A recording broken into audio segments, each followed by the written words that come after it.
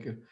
Thank you, Sarah, for great presentation. And social justice, equality, and student relations are very concerned, and especially this pandemic time, you are helping students, and I'm sure that your initiative must be appreciated by the all community across the New York City and neighboring area.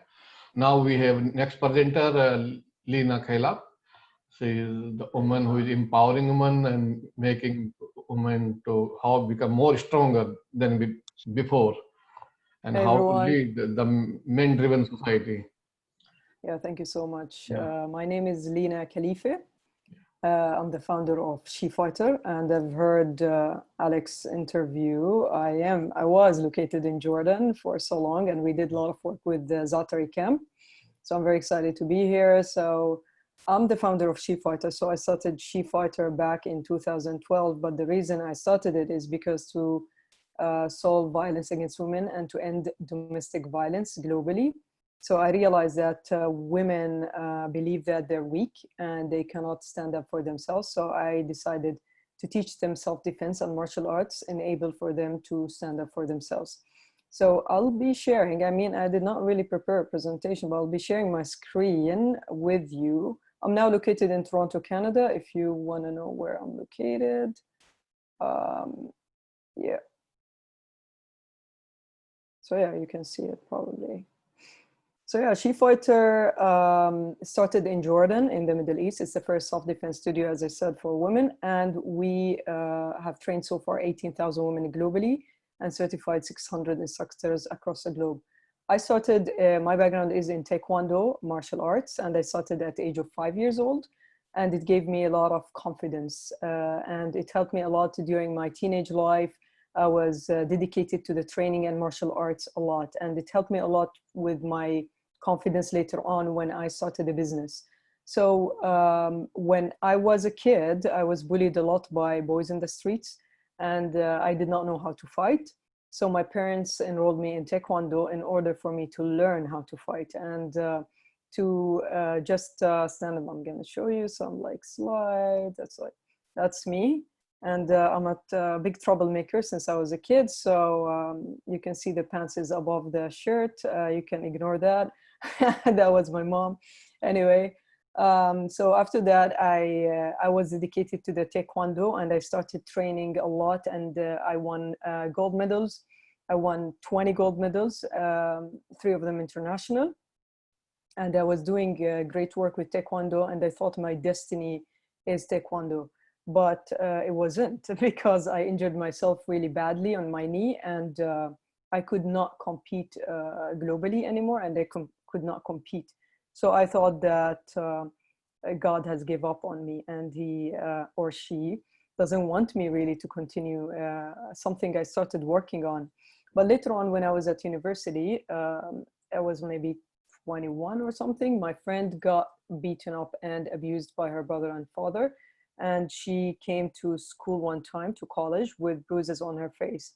And I got really, really upset. And I asked her, what's wrong? What is this? And she said, oh, it's nothing. And then I said, no, that's definitely an abuse. And she's like, my brother and father beat me up. And I said, why don't you do something about it? And she said, there's absolutely nothing I can do about it. And she said, women are weak. We cannot do anything about it. And I did not believe that. I believe that women can stand up for themselves. Women can stop domestic violence and violence against them if they know that if they believe that they're powerful enough, if they are taught the right skills. So I started at the basement of my parents' house a long time ago. And then I started having friends first coming to the training. Later on, I had like 10 people joining in the training, and then it was too much. I could not stay at the basement. So I decided to take a risk and invest all my money in the studio. So I launched a studio in 2012, and it became the first empowerment and self-defense school for women. And everybody was against the idea. They said like, women will never defend themselves. This idea will fail. Martial arts is not for women. Martial arts is for men. But of course, I did not believe in what they say. And I believe that this can go global. And I was thinking global from the beginning. So I created a system, and I created a training of trainer system, like just to make it simple, exactly like any other martial arts. If you know the other martial, let's say karate, taekwondo, they have different level system, and they start with the white, then yellow, then black, all the way to the black. So what I did is I created for SheFighter a separate level system. It's a system just designed for women and just designed for the SheFighter model. So they start with the pink level and they test, they go to the silver level and so on, black, gold, master level. And of course, it takes years of training.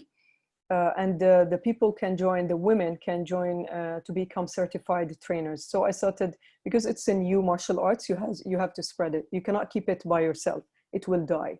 So what I did is I started certifying and training trainers globally. So we trained about, as I said, 600 instructors globally in South Korea, in Mauritius Island, in Holland, in Germany, Portugal, I mean, many countries, Jordan, Palestine, Lebanon, all over the globe. And now I'm in Toronto, Canada to expand. I wanted to expand the model before, but like with COVID happened, we turned everything online. So we have our certification system online, and I'm gonna show you later on the website. That's one of the boot camps we had in Austria, in Germany. And of course we had like different, this is in Mauritius. And we don't just focus, this is in South Korea, we don't focus on just empowering women physically. We focus on empowering women psychologically as well. So for example, just how they believe in themselves and if they're afraid or not, or if they're dependent on someone else or they're mostly dependent on them. Also their thoughts and words are very important. So the whole training is also with ego, intentions and beliefs. It's more deeper than what other, it's a whole philosophical system. It's like a school, but in our, like, because these things don't teach you, they don't teach you in school. They don't teach kids, for example, oh, we have a creativity lesson today. Let's just imagine, everybody just use your imagination.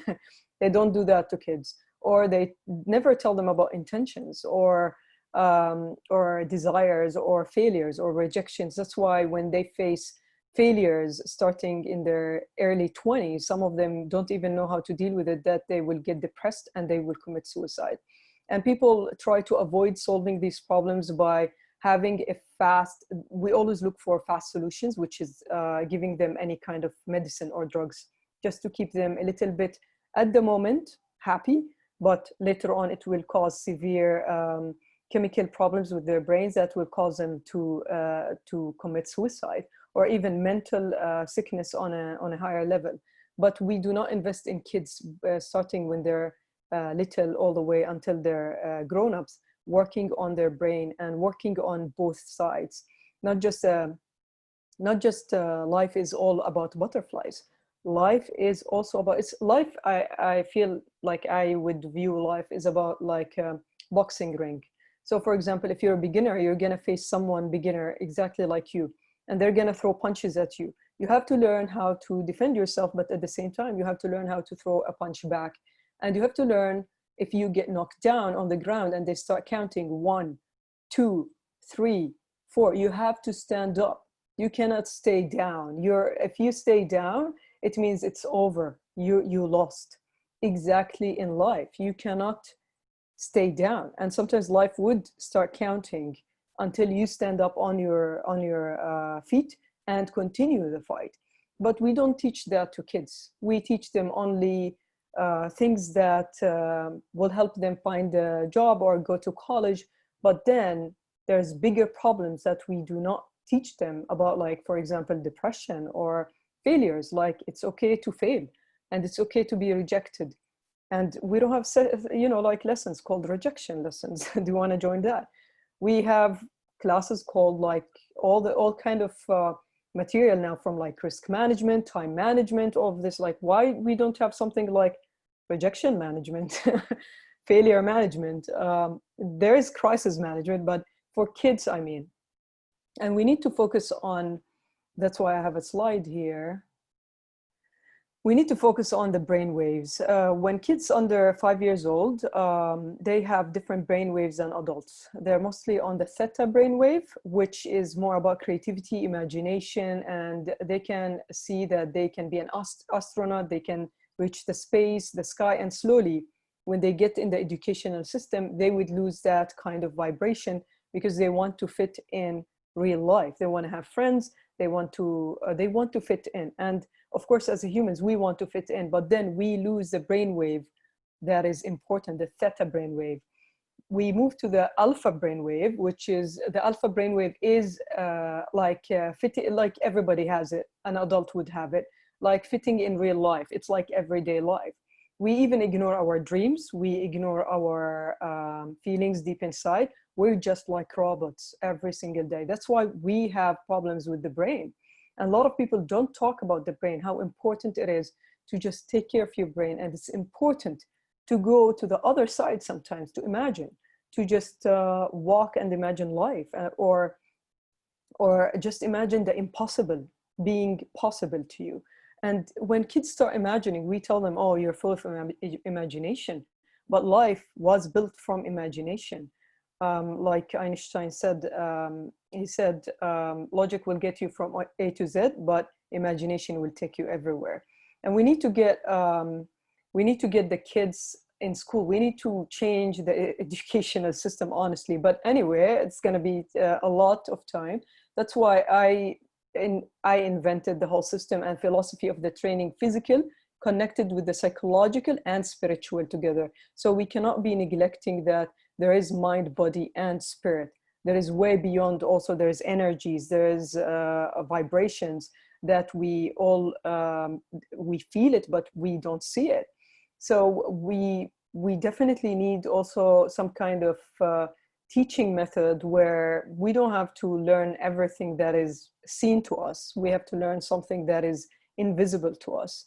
And that's how we evolve as humans. It's just working on our brains and working with the energies and how we can use it.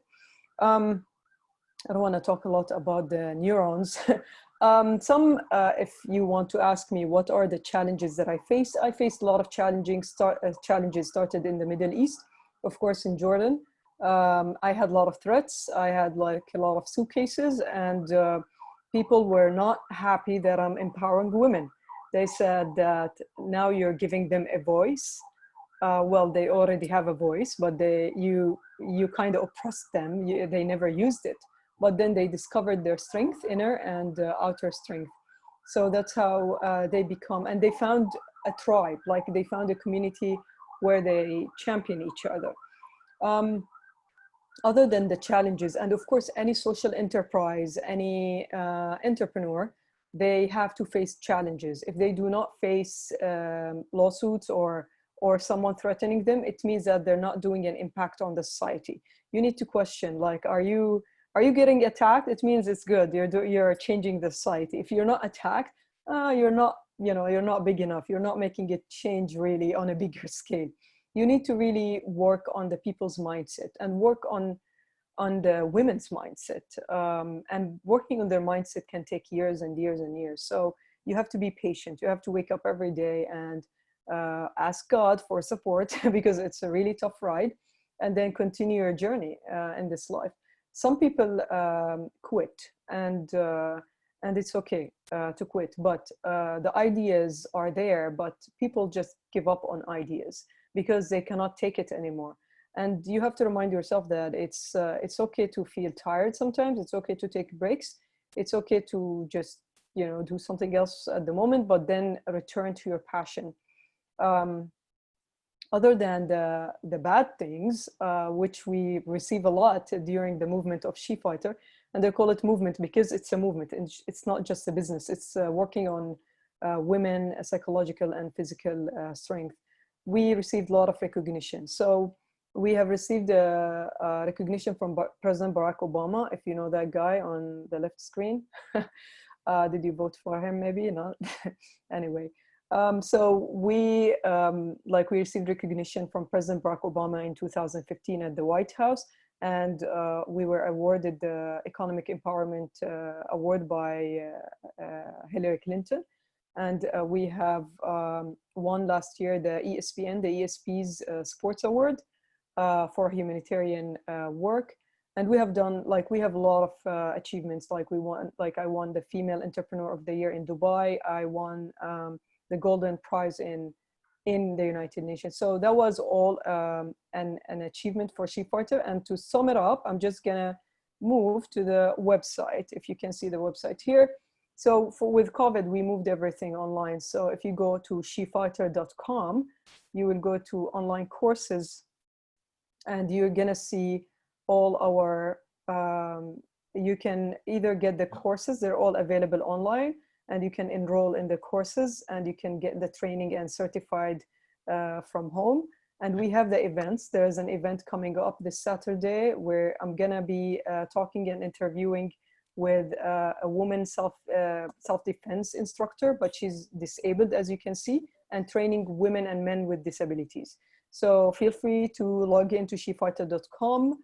And if you need more information, you can also email me at info@shefighter.com. Thank you so much. Thank you, Lina. It was very important and very informative as well as empowering presentation, because SheFighter is not a business, but it is bringing the